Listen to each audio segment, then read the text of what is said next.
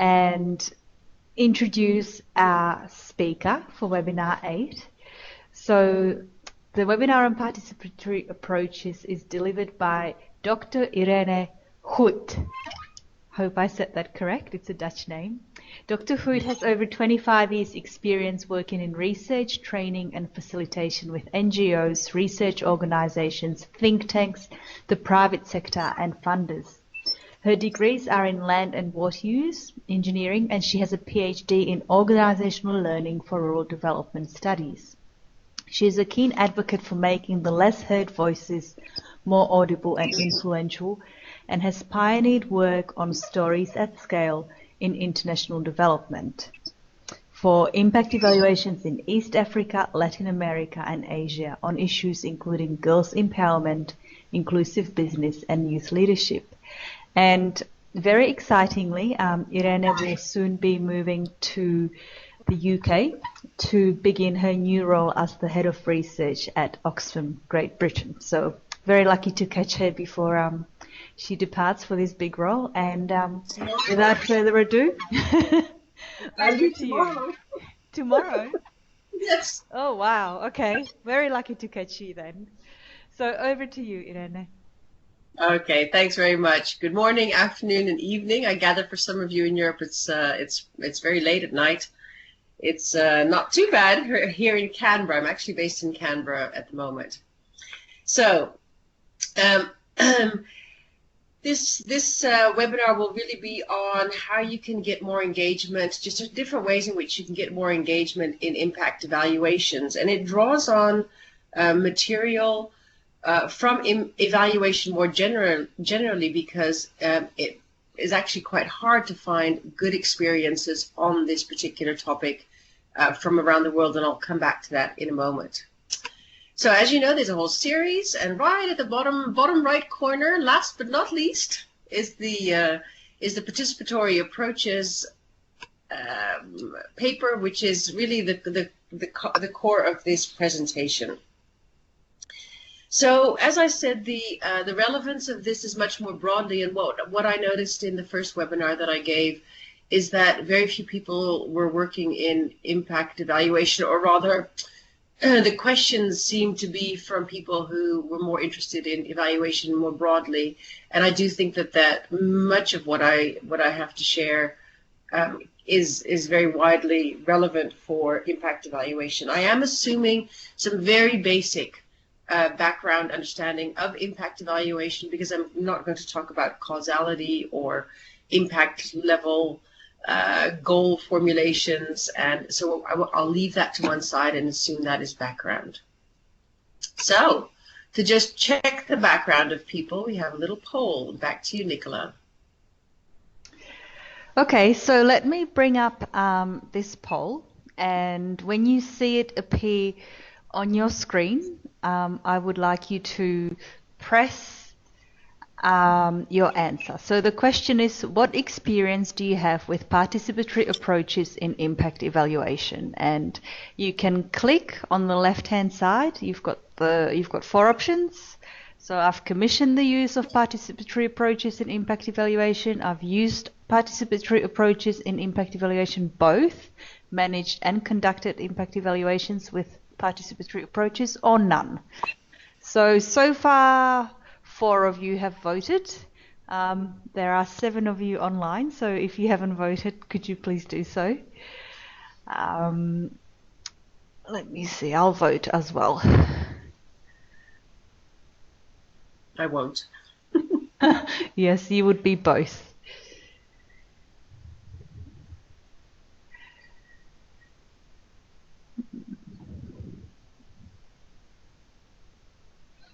Okay, so the results are 33% have commissioned the use of participatory approaches in impact evaluation, 17% have done both, and 50% none. And we have one disempowered participant who can't press send. Oh, okay. They shouldn't. I'm not sure what you're seeing. On my screen, you just click on the button in front. But Benjamin, perhaps you would like to just type your answer in the instant messaging. Okay, so Benjamin is none. So that brings us to, gosh, maybe 65% none, 14 both, around 30. With this number of people, I think it's just roughly 50-50-ish, but a little bit more towards the none. Okay, no, that's fine. We have more experience in this group than we had in the other group. The other group was really quite novel to the idea. So I'm hoping that people who have some experience can come in, and hopefully with some challenges as well about it, because it's while it's not impossible, it does have a particular particular aspects that need attention. So I just click on take over as presenter so that you can move the slides.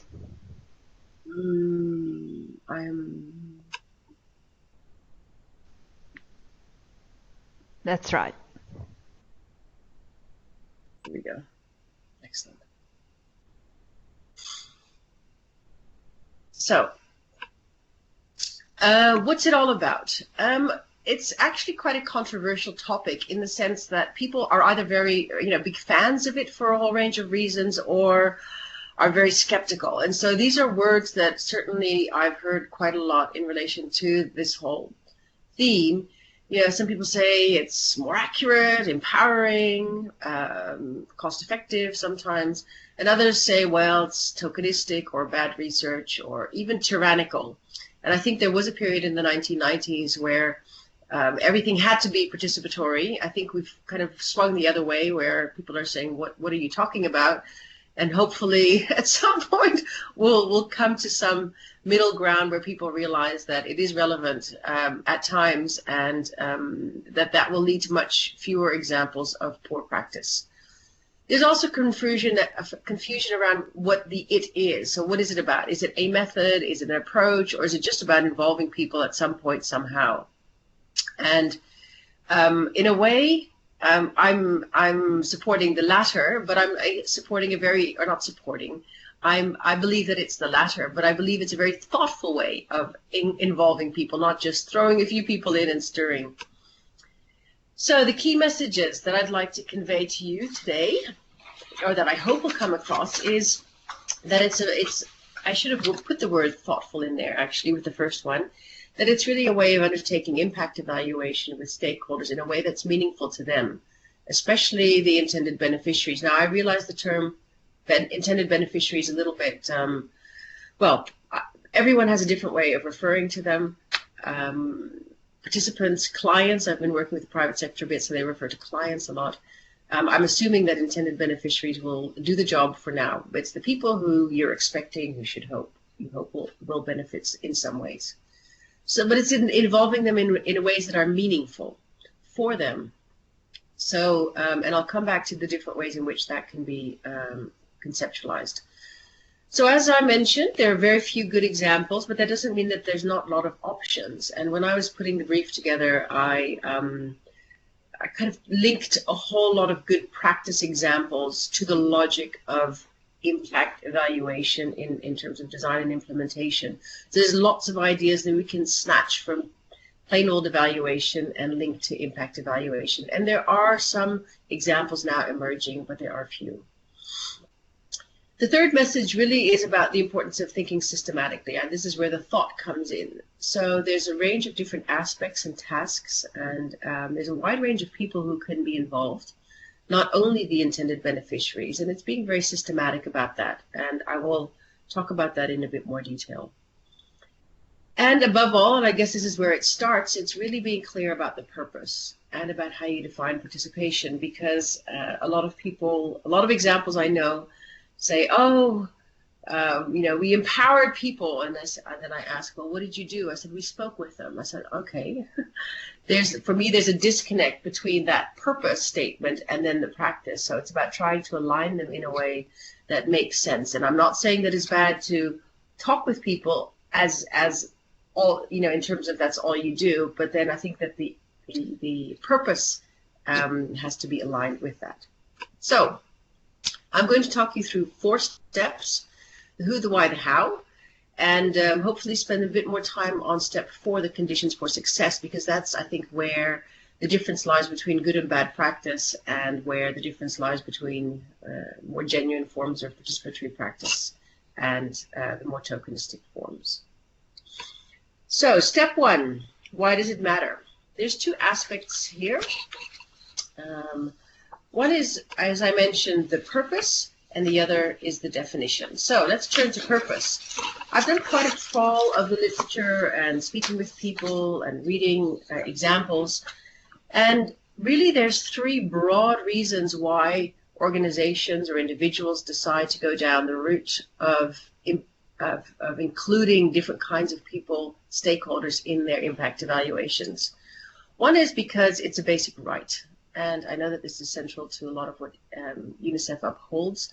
It's a right for people, for children in your case, to help shape their own futures, but also it can support their empowerment. So by giving them a say in what is going to be evaluated or how it's going to be evaluated, or getting them involved in analysis, people's understanding and their engagement grows, and their sense of control over the direction the initiative is taking.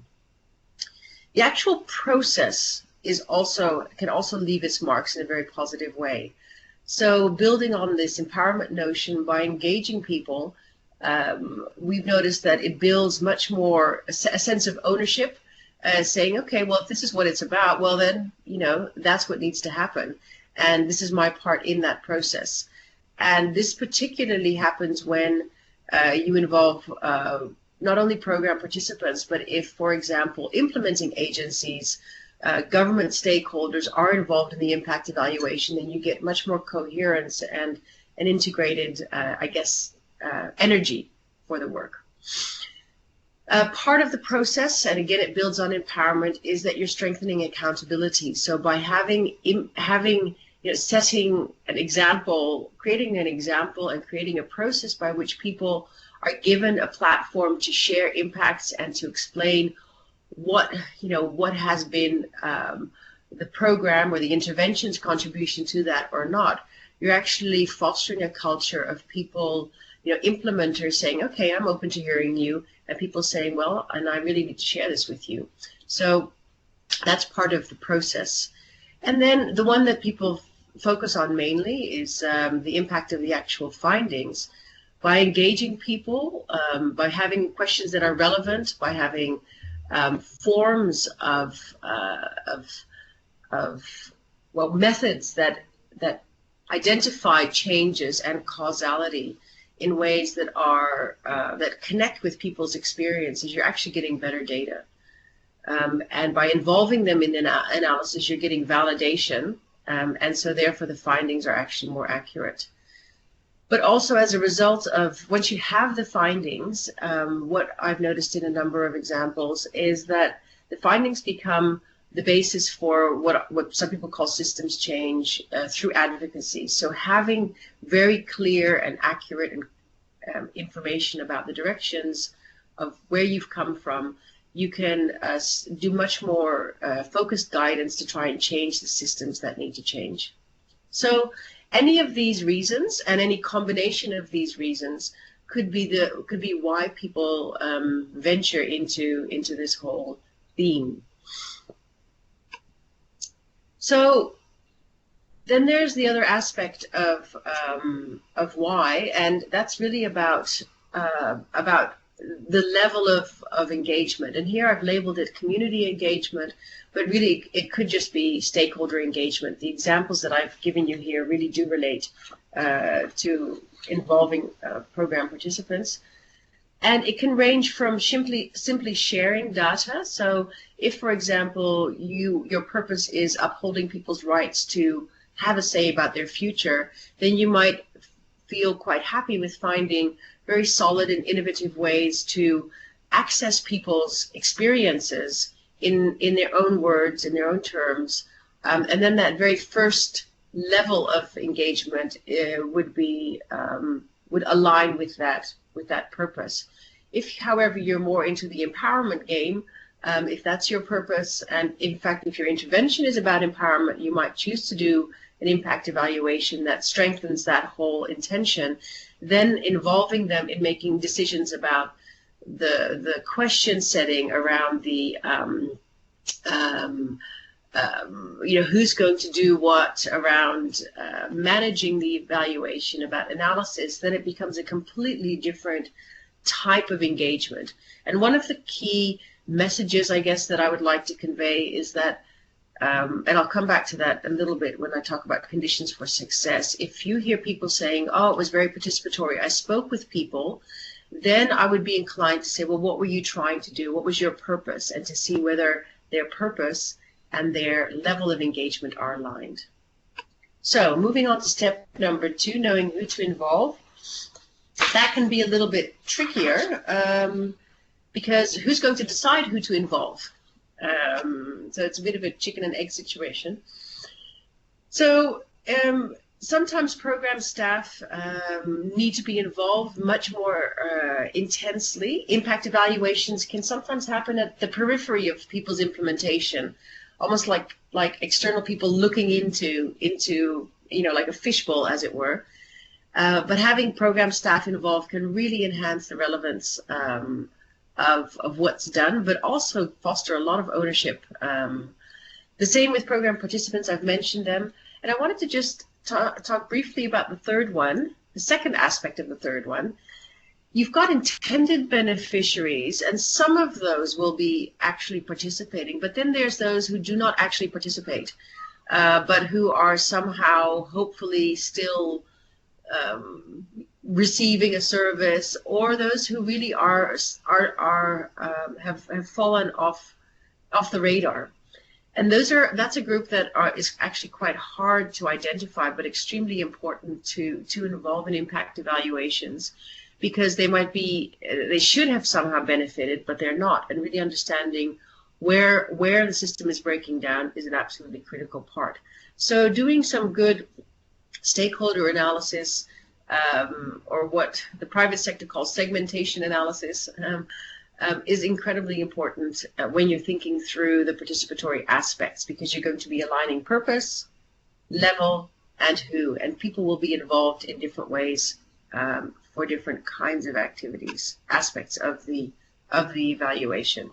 And this is that next step. So what are people being asked to participate in? That impossible to read big table on the left-hand side comes from the brief, and it's box number 5, I believe, on page 7 of the brief. So there's lots of details there, but on the right-hand side, really, I'll summarize it for you. People say that participation, and I mentioned this, occurs when you are getting people to describe the changes. And that's step number 4. If you're asking people, please tell me how your life has changed, then that is often considered enough. But actually, impact evaluation involves a much wider range of tasks. So there's a lot of different ways in which you can engage them. And I've already mentioned that. You can have program staff or local leaders, for example, leaders of women's groups, or children involved in actually managing and just making some core decisions about the purpose and the framing. You can have them involved in, for example, verifying the theory of change, which is a very important part of an impact evaluation, is to have a very clear picture of what the intention was of the program that you're then evaluating. You can have them involved as well in checking whether the results are consistent with the theory. So that's under understanding causes and helping to identify possible alternative explanations for impacts, which is a very unique aspect of an impact evaluation. Very importantly, number 7, 6 and 7, sometimes these lines are fluid depending on your evaluation design. I'm very, very keen to see much more involvement of a wide range of stakeholders in validation and in reaching conclusions and constructing recommendations together. And I'll share that as an example. So that's what happens later on. But this is just to say that once you're clear about purpose, you're clear about the level of engagement, you're clear about, well, the level of engagement and this slide actually intersect. So it's where these three come together, the who, the what, and the how. So speaking of the how, oh, so sorry, just to round this off then, in that process, it's really important to understand how they're chosen. It's very easy to get trapped into a process where the usual suspects are pushed forward, where it's unclear about what they're being asked to participate in. And it's really important in this question of deciding who to involve to think, are we able to offer them the support they need for being involved in a meaningful manner? And I'll come back to that in step 4, which is about the conditions for success. But what I've seen quite a bit is in getting people involved and then not having the time, for example, or the budget, or even the capacity to engage them well. And then the whole system crumbles, and then it becomes tokenistic and bad quality work. So step number 3, I'm going to just basically walk through a couple of examples.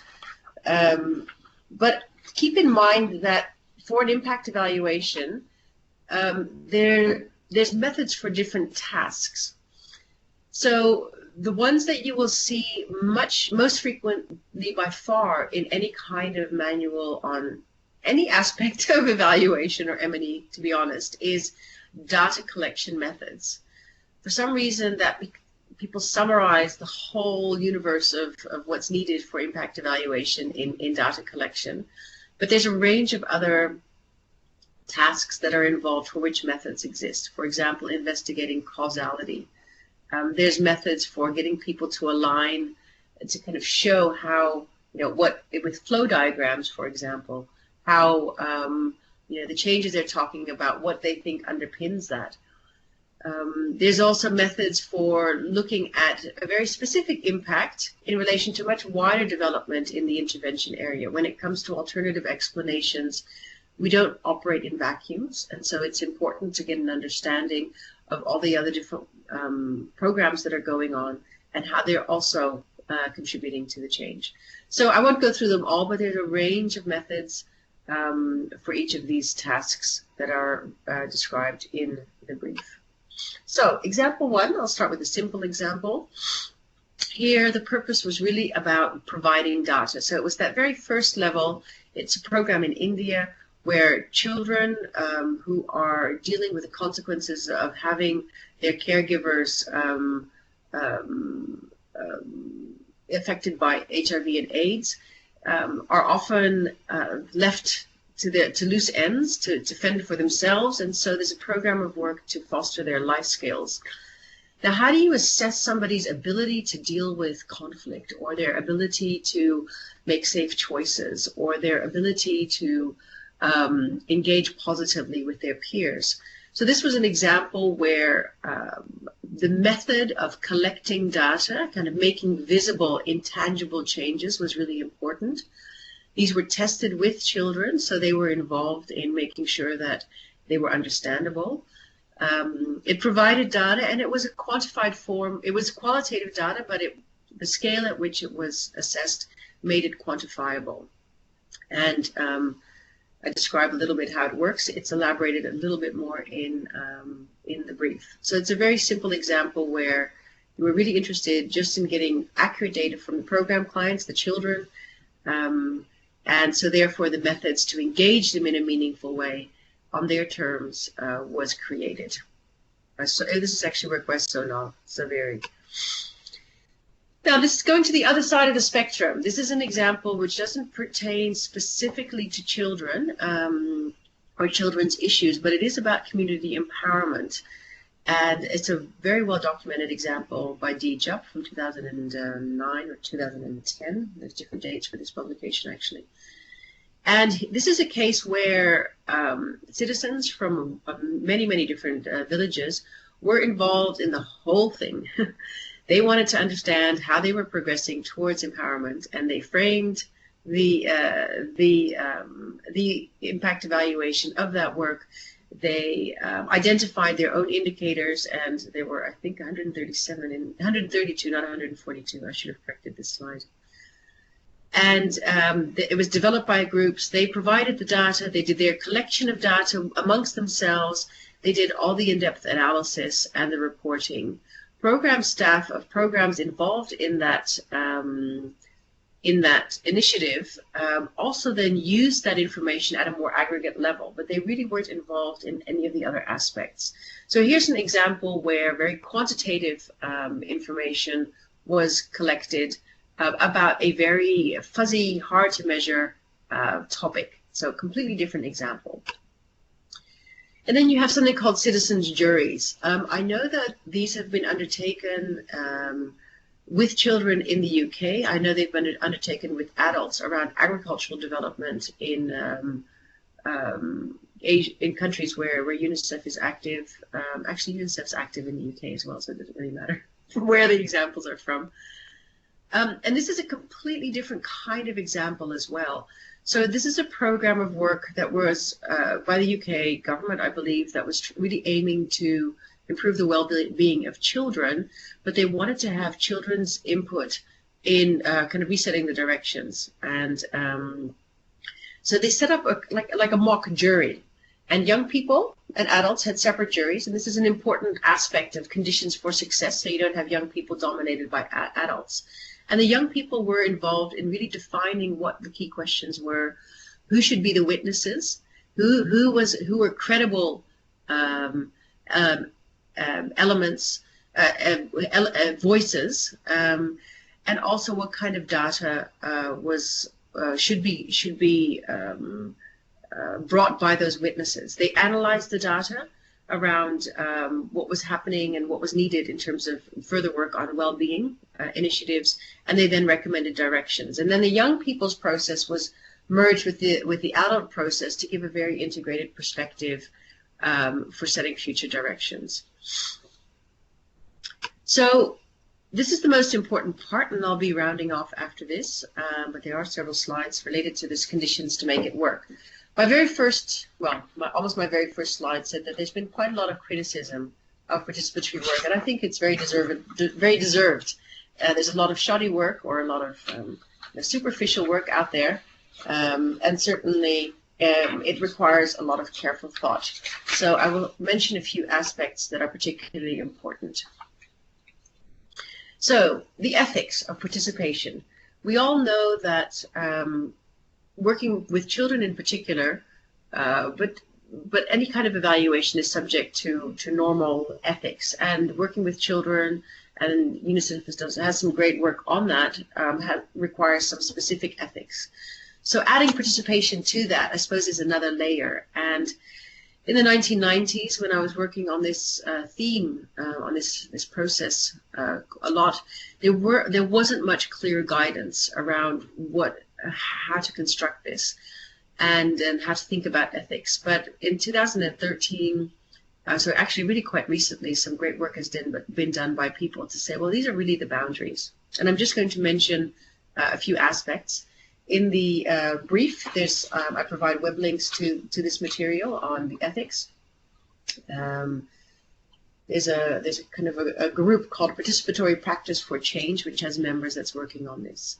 So first is the conditions have to be in place for meaningful participation.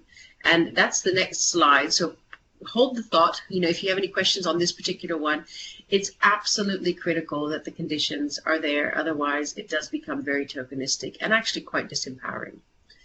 A lot of participatory work involves some kind of collective, collaborative engagement at some point. And this could be during data collection, it could be during data validation or analysis, or it could be during the actual framing and defining of what is to be evaluated. As soon as you have collectives, you have power differences. And as soon as you have power differences, you need to figure out how you're going to negotiate and make sure that those voices who are going to be less heard in that process still get a good platform.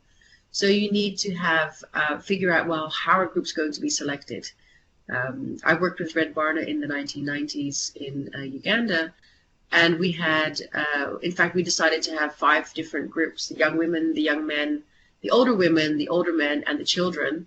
And we had 5 parallel processes that then came together in order to create this safe space And it was also quite, it made it easier to then identify who could be in which group. Facilitation is absolutely critical when you have some kind of group dynamic. So that's one of these conditions, and I'll come back to that, and some rules for making groups work smoothly. So as soon as you're in a collective, think conditions. You can't just throw people together and expect it to work out in ways that are meaningful and empowering for them. This last point that I wanted to mention is about giving back findings, and that is coming up quite strongly in this whole discussion and in this field of work as something that people have a right to. If they've given you information, they have a right to the findings. It is rarely done well, but I'm slowly starting to collect examples of good practice. And this is where, for example, draft findings are shared with communities or with children's groups or with program staff, and that people who've been involved have some chance to say, actually, you got it wrong, or yes, but don't forget about this, or I'd like to add that, or actually, you're overemphasizing something that really isn't how we're experiencing it. So creating this opportunity to give back findings is absolutely well, it's just a wonderful way in which to really stretch our participatory practice, and I think that it's very much part of ethics. The group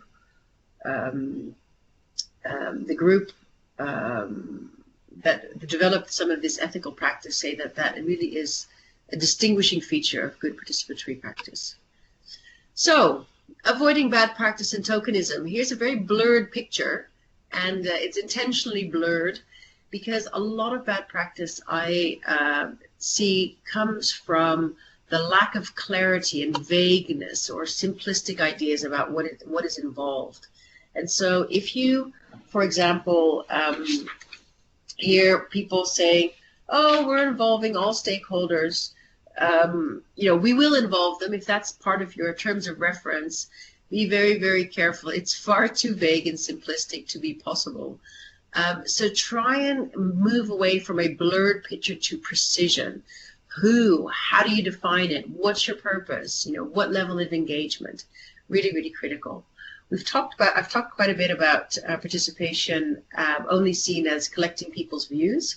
So if you hear people saying, "Oh yes, it was very participatory. We spoke with people," my kind of warning bells start to ring, because I think, well, frankly, in any evaluation you have to speak with people. So what did you do that made it truly participatory? The basic conditions aren't in place. I have seen far too many, and I'm sure those of you who've commissioned have seen that as well. Terms of reference that say, make it participatory and you've got a week, or make it participatory and you've got 50,000. Make it participatory and hire researchers because their objectivity is all you need in terms of capacities. I cannot emphasize these basic conditions enough. There has to be the time in particular. It's really not always about money. The time and the capacity to do this well. I was recently involved in an impact evaluation in Vietnam and then an impact evaluation in Ghana. Nothing to do with children, which is why I wasn't able to include. Well, actually, it also happened before I wrote the brief. But we tried to find researchers who had very strong participatory skills, but in Vietnam we couldn't really find them, and it really affected the quality of engagement. In Ghana, we found an absolutely fabulous group of people who really understood it ethically, of what it was about, and it was a world of difference. So these capacities to facilitate and engage people are really will make or break a good quality participatory impact evaluation. So the fourth problem that often occurs is when power differences are kind of poo-haed and tossed to one side. For example, it could be saying, oh well, doesn't really matter, let's have one child in here and he or she can represent all the children, and or people say, yes, we heard equally from young girls and young boys. It was 50-50 in the room, but in fact, you only heard from young boys. then there's also a problem. So really being mindful of how the power differences will be facilitated and how spaces will be created so that where there are power differences, and they are everywhere, will be thought through carefully.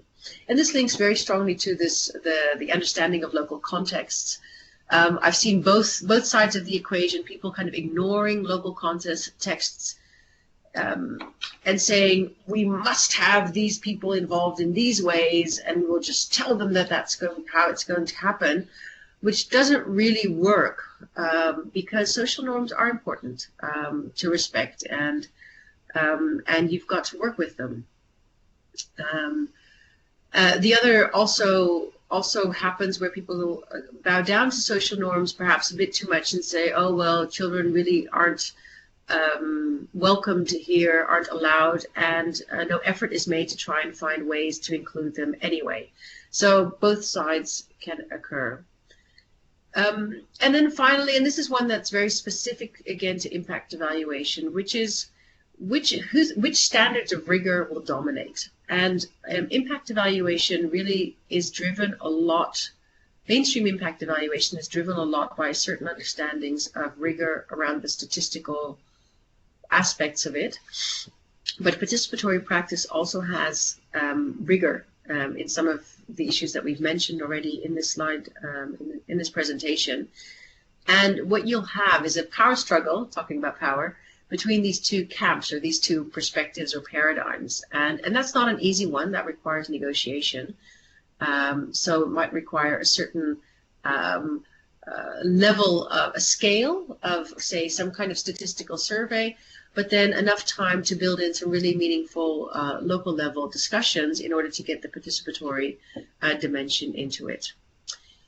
On which note, I will move to the very last slide as a summary. If this all seems too much, then just remember these 5 questions. If you have answers to these 5, I'm happy. If they're clear answers and focused answers, why is it crucial in this particular impact evaluation? Whose participation matters?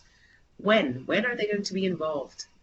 Thinking about all those different stages and what form will it take?